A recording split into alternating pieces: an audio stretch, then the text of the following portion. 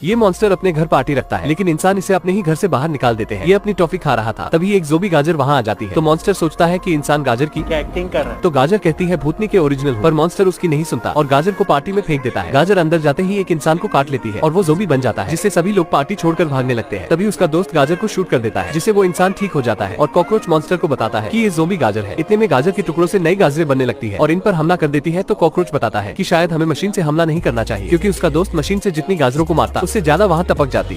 गाजर ने इनको घेर लिया था, तो ये सभी घर के अंदर घुस जाते हैं, पर लप्पू मॉन्स्टर दरवाजा भी साथ ले आता है और ज़ोंबी इसके घर में आ जाते हैं। छिपकली दरवाजे को बंद करने जाता है, लेकिन गाजरें उसे ही बाहर फेंक देती है, जिससे वो ज़ोंबी बन जाता है। तो ये घर के खुफिया कमरे में छिप जाते हैं, लेकिन एक गाजर इनके साथ ही वहाँ आ जाती है। तो कॉकरोच देखता है कि उसके दोस्त पर ज़ोंबी का कोई असर नहीं हुआ, क्योंकि उसके पास तो दिमाग ही नहीं है।